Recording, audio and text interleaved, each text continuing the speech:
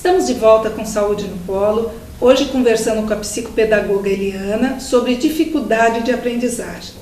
Terminamos o primeiro bloco, Eliana, você falando das patologias que levam a dificuldades do aprendizado. Eu queria voltar um pouquinho, porque eu tenho mais perguntas. Você falou do TDAH. Fala um pouquinho mais sobre o déficit de atenção e a hiperatividade, que muitas vezes é subdiagnosticado, ou às vezes aquela criança mais danadinha, é um hiperativo. Então, fala um pouquinho mais para as pessoas que estão nos assistindo, muitas mães poderem perceber a partir de que idade que a mãe já começa a notar que a criança tem um déficit de atenção, que pode ser patológico ou não. Fala um pouquinho mais. Tudo bem. O TDAH, que é o transtorno de déficit de atenção, e a hiperatividade, está ligado à impulsividade. Aquela criança mais agitada, como você falou, que muitos falam, meu filho é hiperativo. Só que muito hoje a gente vê que usam isso como desculpa. Só que falta de limite. Sim, a falta de limite. Você impor regras ao seu filho. Tá, em casa você vai ver que é aquela criança que não para nada. Ao mesmo tempo que ele está assistindo TV, ele quer jogar bola, ele quer pular, ele quer falar. Então seria esse. Quando chega na escola, é aquela criança que não consegue ficar sentada. Mas não é porque ela não quer, porque ela tem uma dificuldade que nem ela mesma conhece.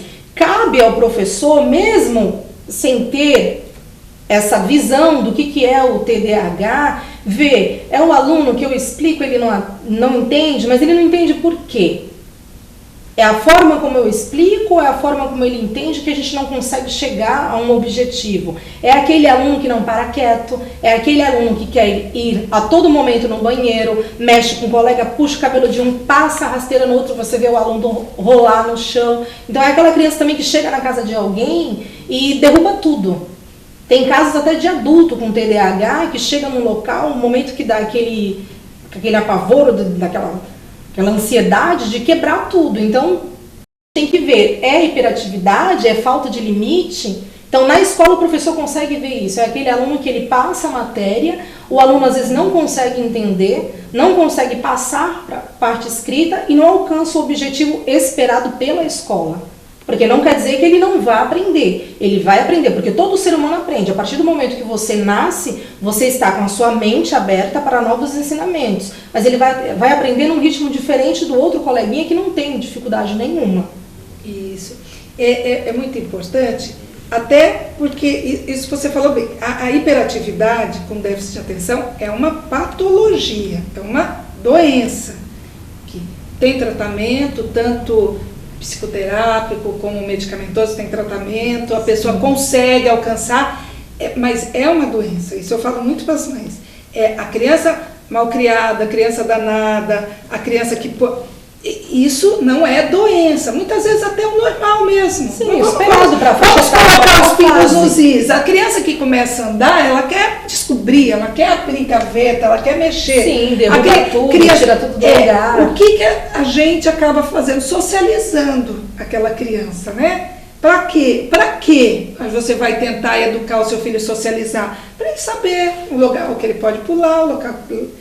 E a criança com a patologia é mais complicado. Mesmo assim, impondo limites, é difícil. Sim, é difícil. É difícil para a criança e difícil para quem cuida da criança. Muitas vezes eu acho que você tem que explicar, porque eu acho que acabam muitas vezes encaminhando para você muitos patológicos, mas muitos que você vê que não é patologia. Sim, não é. Você vê que é falta de rotina, falta de... Sabe, é hora de comer, é hora de estudar, é hora de sentar, é hora de dormir. Sim. E muitas vezes às vezes na clínica chega essas crianças e você vê que às vezes dá vontade de você falar pro pai, não está na criança, é você que tem que impor os limites, é você que tem que impor as regras. Isso mesmo que você falou, da criança ter uma rotina. Se você não tem uma rotina, se você deixa sua criança de 3, 4, 5 anos acordar 11 horas da manhã, no outro dia ela acorda às 8, no outro, 1h da tarde, você bagunça. Um dia almoça, outro dia não almoça. Outro dia não almoça. Então você está criando uma criança que não tem um limite, não tem uma rotina, não tem um parâmetro. Então e vai querer que na sociedade continue assim. Sim. Agora, a dislexia.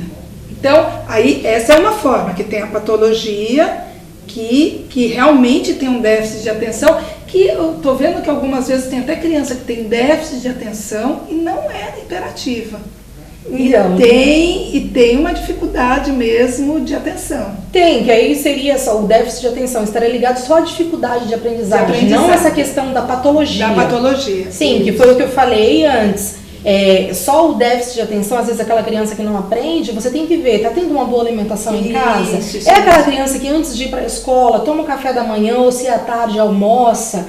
Aquela criança que tem o acompanhamento dos pais, que a família não é desestruturada, tem uma estrutura, questão de rotina, limites. Então, se ele não tem nada disso, se ele não tem uma base, um porto seguro, uma direção para seguir, vai refletir dentro da escola. Então, aquela criança que não se alimenta antes de ir, aquela criança que às vezes antes de ir para a escola viu o pai bater na mãe.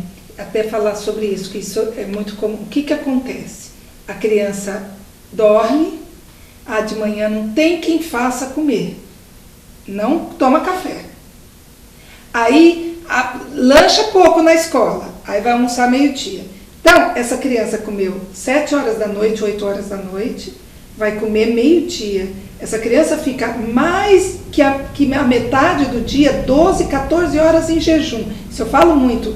Crianças e principalmente adolescentes. Quer dizer, não tem substrato para o neurônio, não tem glicose, não tem comida para o cérebro pensar.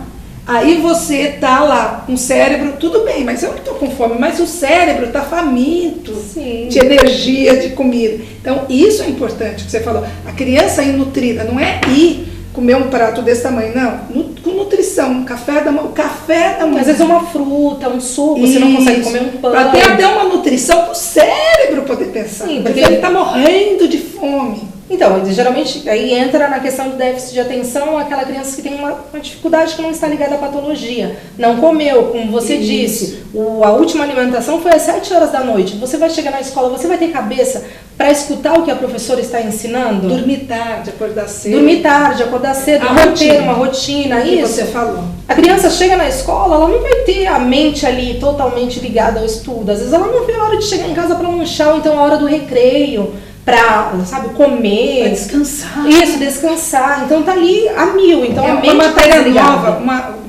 matemática, português, geografia, você tá ali morrendo de sono. É muito difícil. Sim. É muito difícil. Então a rotina é muito importante. É essencial. Isso.